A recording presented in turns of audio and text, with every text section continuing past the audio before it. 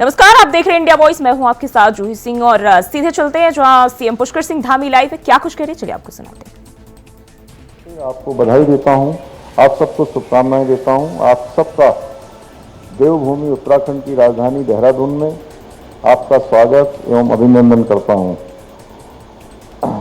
खेल विभाग के सहयोग से स्टेट बैडमिंटन एसोसिएशन द्वारा आयोजित इस प्रतियोगिता के शुभारंभ कार्यक्रम में उपस्थित आप सभी खिलाड़ियों के बीच में आकर निश्चित रूप से एक अलग प्रकार की ऊर्जा से मैं प्रेरित होता हूं।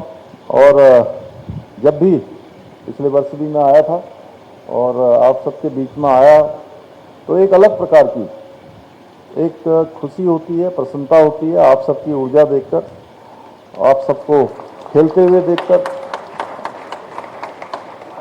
साथियों, बैडमिंटन खेल के क्षेत्र में आज उत्तराखंड राष्ट्रीय और अंतर्राष्ट्रीय स्तर पर अपनी एक विशेष पहचान बना रहा है और अल्मोड़ा से आने वाले हमारे प्रतिभावान खिलाड़ी लक्ष्य सेन कई राष्ट्रीय और अंतर्राष्ट्रीय स्तर के खेलों में पदक जीतने के साथ ही प्रदेश व देश का लगातार नाम रोशन कर रहे हैं और पेरिस ओलंपिक में भी प्रतिभाग कर रहे हैं। अभी अमित सिन्हा जी बता रहे थे कि इस बार उन्होंने हमारे राज्य से ही जो है अपना नाम दिया है, तो इसके लिए मैं विशेष रूप से और जो हमारे चार अन्य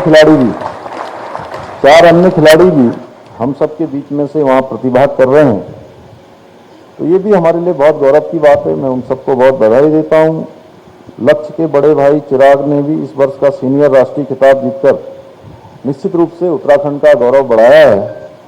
इसके साथ ही अदिति भट्ट, ध्रुव रावत, मनसा रावत, गायत्री रावत, ध्रुव नेगी, अंश नेगी, अभिनव कंडारी, आन्या बिष्ट एवं एंजल पुनेरा जैसे अनेक खिलाड़ी जो बैडमिंटन के क्षेत्र में अन्य क्षेत्रों में उत्तराखंड का नाम आज पूरे देश के अंदर बढ़ा रहे हैं, हमारा परचम लहरा रहे हैं। पहले के समय में खेल के अवसर और उसकी जो सुविधाएं थी वो बहुत सीमित थी, लेकिन आज आपके पास पहले से बेहतर संसाधन और उपलब्ध अवसर हैं। इसलिए आप अपने प्रयासों को, मैं यही कहूँगा कि आप अपने प्रयासों को जारी रखें, अपने प्रयास करते रहिए, लगातार उसके लिए अपने आप को लगाते रहिए और धुन के साथ एक मैं कहूँ कि लगातार जो कभी न थकने वाला ऐसा मन मस्तिष्क बनाकर आप लगे रहेंगे तो निश्चित रूप से भविष्य में आपको सफलताएं मिलेंगी। और इस प्रकार की जो जीवन के अनुशासन है, जीवन के प्रति एक लगन है, खेल के प्रति लगन है, वह आपको बहुत ऊंचाइयां प्रदान करेंगी। साथियों, आदरणीय प्रधानमंत्री मोदी जी के नेतृत्व में आज हमारा देश खेल के क्षेत्र में ऐतिहासिक रूप से आगे बढ़ रहा है। एक समय था कि जो बहुत प्रतिभावान होते थे उनको मौका नहीं मिलता था।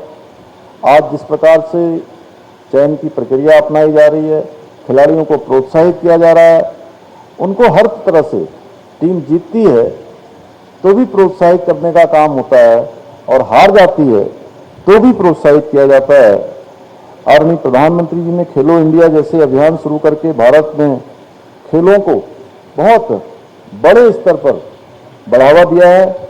इसके साथ ही ओलंपिक में जो बेहतर प्रदर्शन करने का लक्ष्य रख के top semi target Olympic podium scheme launch करके आदरणीय प्रधानमंत्री मोदी जी की सरकार ने खिलाड़ियों की तैयारियों और ट्रेनिंग के लिए अंतर्राष्ट्रीय स्तर की जो सुविधाएं हैं वो मुहैया करवाई हैं।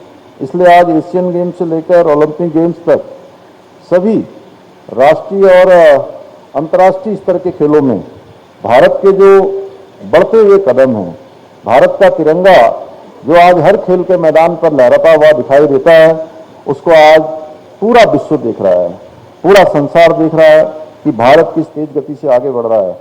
मुझे ये बताते हुए खुशी हो रही है कि इस साल आयोजित हो रहे पेरिस ओलंपिक में भारत का अब तक का सबसे बड़ा दल 117 खिलाड़ियों का प्रतिभाग कर रहा है और हमारी राज्य सरकार भी प्रदेश के खेलों को बढ़ावा देने के लिए हर स्तर पर कार्य कर रही है, चाहे वो प्रशिक्षण शिविरों का आयोजन हो रहा हो या निःशुल्क खेल उपकरण प्रदान किए जा रहे हों, आवासीय क्रीड़ा छात्रावास योजना के तहत खिलाड़ियों को मुफ्त शिक्षा, चिकित्सा, भोजन, यूनिफॉर्म, खेल किट और ट्रेनिंग दी जा रही है। ओलंपिक में स्वर्ण, रजत और कांस्य पदक विजेताओं को 2 करोड़, 1.5 करोड़ और 1 करोड़ रुपए की प्रोत्साहन राशि भी आज दी जा रही है।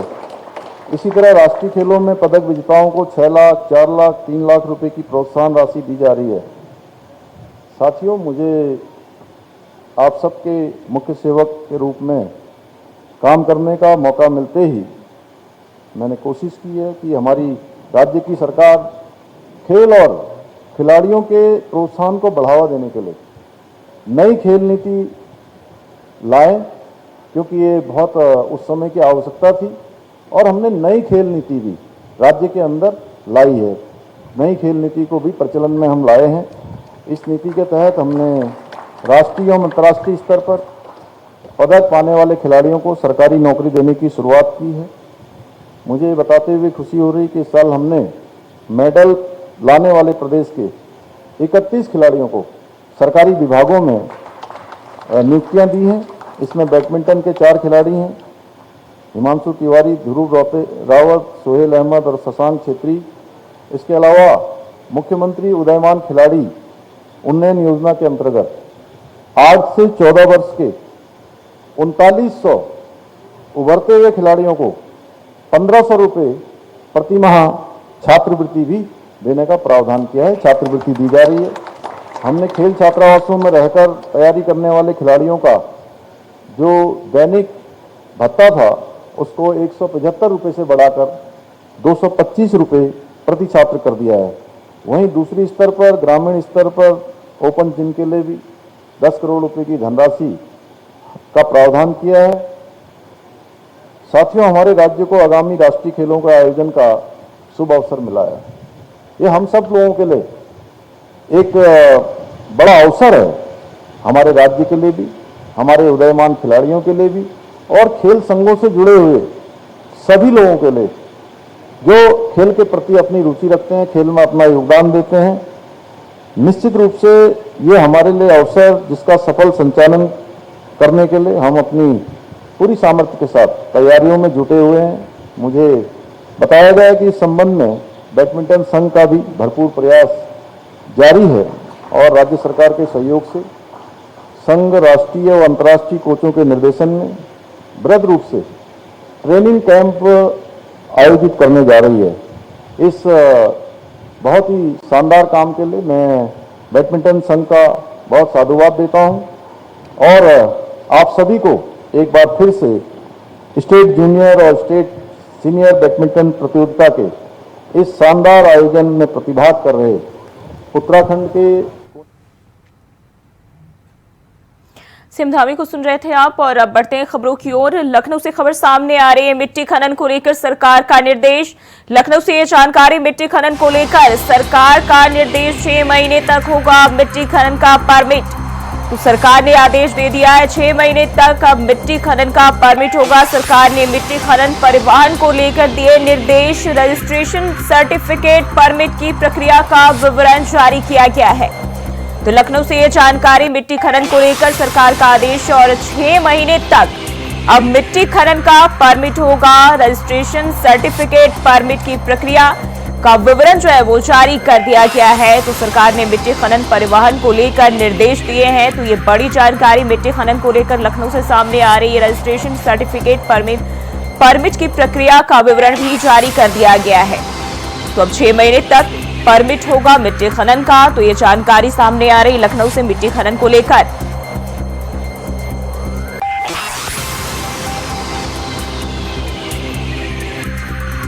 मिट्टी खनन को लेकर सरकार की ओर से निर्देश जारी किए गए हैं। और इस खबर पर ज्यादा जानकारी के साथ कृष्णा मिश्रा फोन लाइन पर हमारे साथ जुड़ गए। कृष्णा, मिट्टी खनन को लेकर सरकार की ओर से निर्देश जारी किए गए हैं, क्या कुछ कहा गया है? देखिए, जो ही उत्तर प्रदेश की योगी सरकार ने राज्य मिट्टी खनन और परिवहन से जुड़े कई नए जो है दिशा निर्देश जारी किए हैं, जिसमें आम जनता और अन्नदाता किसानों के द्वारा किए जाने वाले जो साधारण मिट्टी खनन और परिवहन के संबंध में योगी आदित्यनाथ ने एक निर्देश जारी किया है। निर्देश में सरकार ने दिशा निर्देश दिया है कि 100 मीटर घन की जो खुदाई होती थी उसके लिए जो रजिस्ट्रेशन सर्टिफिकेट होता था वो केवल 2 महीने के लिए मान्य होता था। 100 मीटर से अधिक की मिट्टी खनन पर अब परिवहन विभाग ने 6 महीने की परमिट वैलिड कर दी है। इसकी जानकारी जो है उत्तर प्रदेश के जो मुख्य सचिव हैं मनोज कुमार सिंह ने सभी जिला अधिकारियों को इसको निर्देशित कर दिया है। इसमें कहा गया है कि सरकार के इस आदेश के प्रतिलिपि सभी विधानसभा के सदस्यों विधान परिषद के सदस्यों को भी उपलब्ध कराई जाएगी। तो जिस तरीके से चूंकि ये मामला पूरा जो जो आम किसान होते थे उनके ऊपर हावी होते दिखाई पड़ते थे और कहीं न कहीं जो है 10 गाड़ियों की परमिट होती थी तो 100 गाड़ियां चलती थी। इसको लेकर जो निर्देश दिया गया है इससे आम किसान को, क्योंकि किसान ही ऐसा होता था जो अपनी जमीन में खनन की खुदाई करवाता था, इसको लेकर एक नई गाइडलाइन जो उत्तर प्रदेश के मुख्यमंत्री योगी आदित्यनाथ ने जारी किया है। इसके बाद ये सभी विधायकों के पास, सभी विधान परिषद सदस्यों के पास इसकी प्रतिलिपि पहुंच चुकी है और जो मुख्य सचिव मनोज कुमार सिंह हैं उन्होंने सभी जिलाधिकारियों को भी इसकी प्रतिलिपि भेजी है और साथ ही साथ बताया है कि जिस तरीके से गाइडलाइन जारी की गई है उसमें कोई कोर कसर देखने को न मिले और 100 मीटर से अधिक जो साधारण मिट्टी खनन और परिवहन के लिए जो पोर्टल होते थे, जो ऑनलाइन माध्यम से परमिट लेने की प्रक्रिया को अंजाम दिया जाता था, इसमें भी नाम, पता, मोबाइल नंबर के साथ साथ मिट्टी की मात्रा तथा जो किसान की जो खतौनी होती थी, जो भूचित्र होता था, जो मानचित्र होता था और उसके मानचित्र के साथ साथ जो भूस्वामी होता था उसकी सहमति भी बहुत जरूरी होगी। उसकी सहमति के बिना जो है खनन बिल्कुल संभव नहीं हो पाएगा। तो इसलिए उत्तर प्रदेश सरकार की तरफ से जो ये पोर्टल है, ये पोर्टल पर इसको जानकारी दी जाएगी। इसमें परमिट भी ऑनलाइन दिया जाएगा। और रजिस्ट्रेशन की हम बात करें, रजिस्ट्रेशन किस तरह से किए जाएंगे, इसको लेकर क्या गाइडलाइंस जारी किए गए? देखिए, ये रजिस्ट्रेशन पहले भी किए जाते थे, लेकिन होता क्या था कि मान लीजिए जो है 10 बीघे की मिट्टी की खुदाई होनी है, जो जगह है उसमें खुदाई होती है 20 बीघे की। हाँ। तो इसलिए जो भूमि का जो स्वामित्व होगा, जो इसकी जमीन होगी, उसके माध्यम से ये जानकारी और पोर्टल पे बाकायदा ये दर्शाया जाएगा कि अगर जितने जमीन की खुदाई होनी है उसमें कितने घन मीटर की खुदाई होनी है, ये सारी चीजें उस पोर्टल के माध्यम से किसान के पास भी इसकी जानकारी रहेगी। कई बार ऐसा होता था कि किसान को पता नहीं रहता था और उसकी जमीन में अधिक से अधिक खुदाई करके उस खनन माफिया जो है ज्यादा से ज्यादा लाभ लेने का काम करते थे। इसको लेकर जो है लगातार खनन को लेकर उत्तर प्रदेश के मुख्यमंत्री योगी आदित्यनाथ सक्रिय दिखाई पड़ रहे थे और एक जो नई गाइडलाइन आई है इससे जो है किसानों को काफी राहत मिलेगी और इस गाइडलाइन के माध्यम से जो खनन माफिया थे, जो अवैध तरीके से खनन कराते थे, उस पर भी कहीं न कहीं उत्तर प्रदेश सरकार नकेल कसती हुई दिखाई दे रही। तो एक बड़ी पहल है ये उत्तर प्रदेश के मुख्यमंत्री योगी आदित्यनाथ की खनन माफियाओं को लेकर और इसको लेकर खनन माफियाओं में काफी अफरा तफरी भी मची हुई है कि जिस तरीके से उनकी मनमानी होती थी और जो है इसको अंजाम देते थे वो, और ज्यादा से ज्यादा मात्रा में किसानों को भी इसकी परेशानी उठानी पड़ती है। इसको देखते हुए उत्तर प्रदेश के मुख्यमंत्री योगी आदित्यनाथ ने अब एक फैसला लिया है। इस फैसले के माध्यम से आम जनता और किसान को काफी लाभ मिलेगा। जी कृष्णा, बहुत बहुत शुक्रिया जानकारी साझा करने के लिए। तो मिट्टी खनन को लेकर सरकार की ओर से निर्देश जारी किए गए, गाइडलाइंस जारी किए गए और वहीं बढ़ते आगे संसदीय कार्य मंत्री किरेन रिजिजू ने बजट को लेकर विपक्ष पर हमला किया है। उन्होंने कहा कि ये मॉनसून सत्र है और एक तरीके से ये बजट सत्र ही है। इस सत्र में जो बजट पेश किया गया, कल बजट पर चर्चा का पहला दिन था और देश देखना चाहता है कि बजट पर अच्छी चर्चा हो, सार्थक चर्चा हो। लेकिन कल विपक्ष के कुछ नेताओं ने जिस तरीके से बजट पर बात की, जैसा भाषण दिया, वो बजट सत्र की गरिमा को गिराकर इन्होंने अपने सदन का अपमान किया है। कल विपक्ष ने बजट पर कुछ नहीं कहा, केवल राजनीति की है। 2 चीजें विपक्ष ने कल की है, उन्होंने देश के जनादेश का अपमान किया है और पीएम को गाली देने का काम किया है। ये लोकतंत्र के लिए ठीक नहीं है।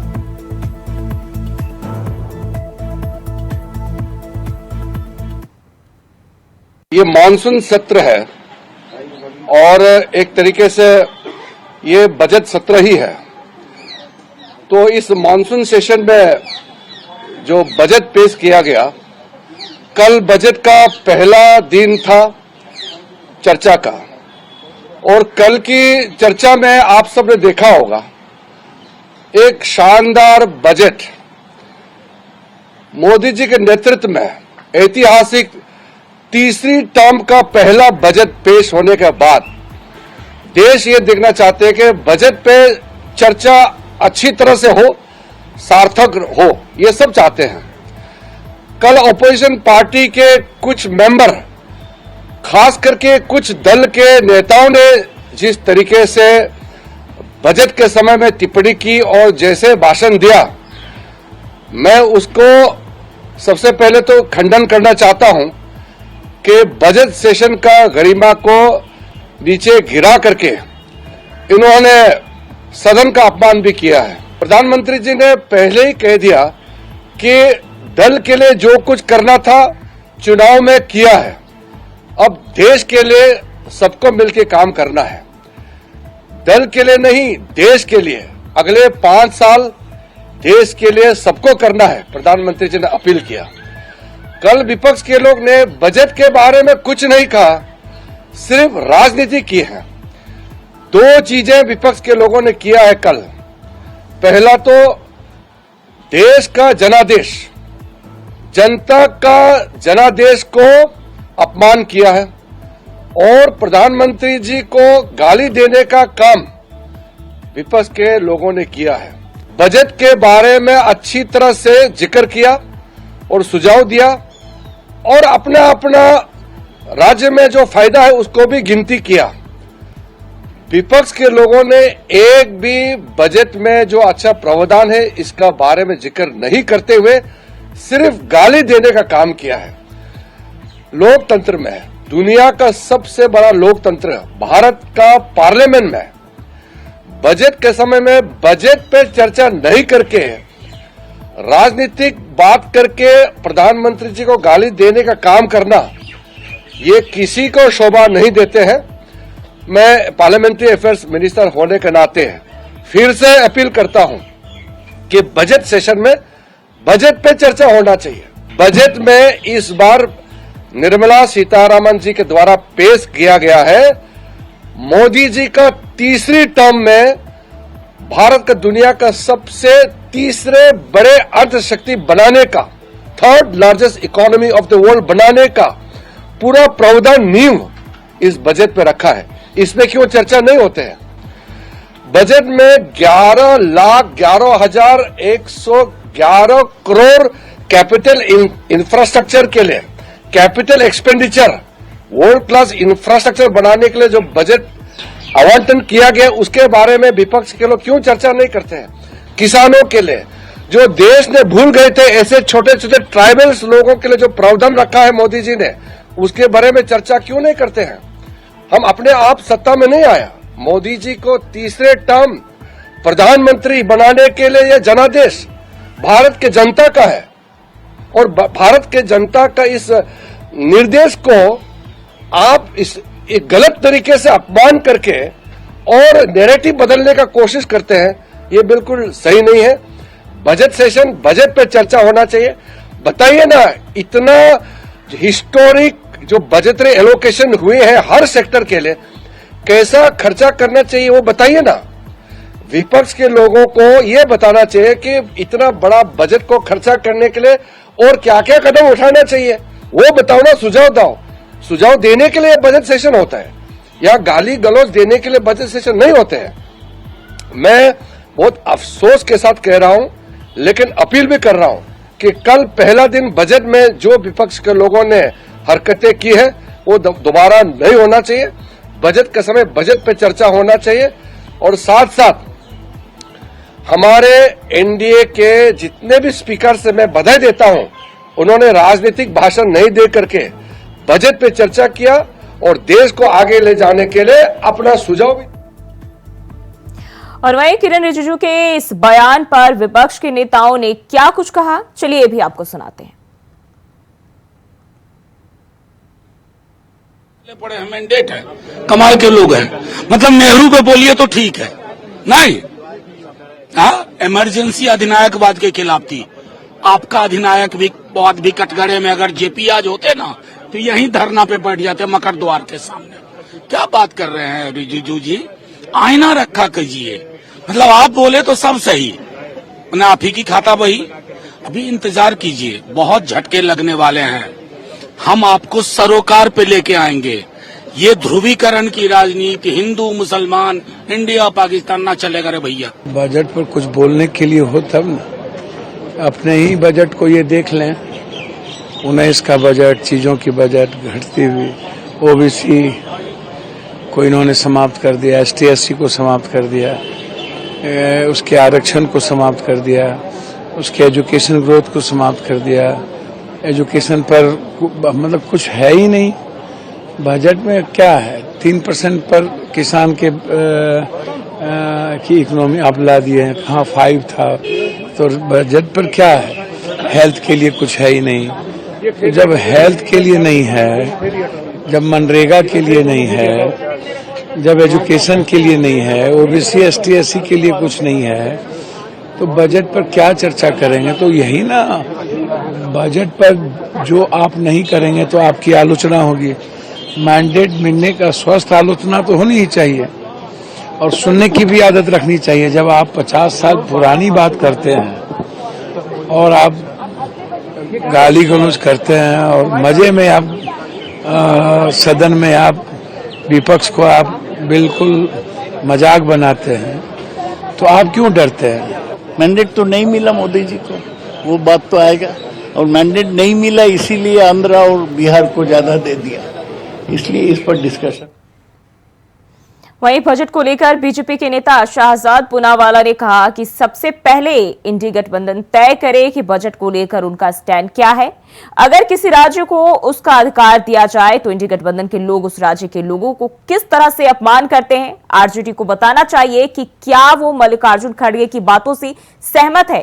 क्या वे खड़गे जी की तरह नीति आयोग का बहिष्कार करेंगे क्योंकि बिहार को उसका अधिकार मिला? यही तो वो लोग हैं जो विशेष पैकेज और विशेष राज्य के दर्जे की मांग कर रहे थे। उन्हें बजट से नहीं, बजट बनाने वाले लोगों से समस्या है। इंडी अलायंस तय करे कि बजट को लेकर उनका स्टैंड है क्या। आरजेडी कहती है कि बिहार को झुंझुना मिला, खड़गे जी कहते हैं कि बिहार और आंध्रा को पकौड़ी और जलेबी मिली। मतलब कि किसी राज्य को उसका अधिकार दिया जाए तो इंडी अलायंस के लोग उस राज्य के लोगों का किस प्रकार से अपमान करते हैं। आरजेडी को बताना चाहिए कि क्या वो खड़गे जी की बातों से इत्तेफाक रखते हैं, क्या वो खड़गे जी की तरह नीति आयोग का बहिष्कार करेंगे क्योंकि बिहार को उसका अधिकार मिला। यही तो वो लोग थे जो स्पेशल पैकेज और स्पेशल स्टेटस की मांग कर रहे थे, और आज जब बिहार और आंध्र को उनका अधिकार मिला है, अब वो कहते हैं कि बाकी राज्यों का नाम नहीं लिया। क्या यूपीए के जमाने में किसी भी बजट में सभी स्टेट्स का नाम बजट की स्पीच में लिया गया? उल्टा जब यूपीए की सरकार थी और 2012-13 में तमिलनाडु में एडीएमके की सरकार आई, तो जो तमिलनाडु का नाम 2006 से लेकर 11 तक हर बजट में लिया जाता था, उस तमिलनाडु का नाम लेना ही यूपीए सरकार ने बंद कर दिया बजट में। इसको कहते हैं अवसरवादिता। आज जो बजट में पैसा दिया गया है, 12,40,000 करोड़ जो राज्यों को आवंटित किए गए हैं, उसमें से सबसे ज्यादा पैसा 2,23,000 करोड़ उत्तर प्रदेश को मिला, लगभग 18%। यूपीए के जमाने में ये केवल 59,000 करोड़ था। आज पश्चिम बंगाल को 93,000 करोड़ मिला। वहां पर ना कोई चुनाव है, ना वहां पर कोई सहयोगी दल है। उसके बाद महाराष्ट्र को 78,000 करोड़ मिला। इसके अलावा महाराष्ट्र को स्पेशल प्रोजेक्ट्स भी मिले हैं, महाराष्ट्र को वधावन पोर्ट भी मिला है। परंतु केवल और केवल झूठ की राजनीति करना, दिग्भ्रमित करना, और अब कहा जा रहा है कि हम नीति आयोग का बहिष्कार करेंगे, तो ये कोई नई बात तो है नहीं। राष्ट्र हित में जो भी कार्य होता है इंडी अलायंस उसका बहिष्कार करती है। इंडिपेंडेंस डे के प्रोग्राम का बहिष्कार कांग्रेस ने किया। हमने देखा है कि किस प्रकार से संविधान दिवस का बहिष्कार विपक्षी दलों ने किया। तो ये उनकी मानसिकता बन चुकी है। मोदी विरोध में ये विकास विरोध पर उतर आए हैं और उनको बजट से नहीं, बजट बनाने वाले लोगों से सब। और फिलहाल के लिए बुलेटिन में बस इतना ही। खबरों के लिए बने रहिए इंडिया वॉइस के साथ।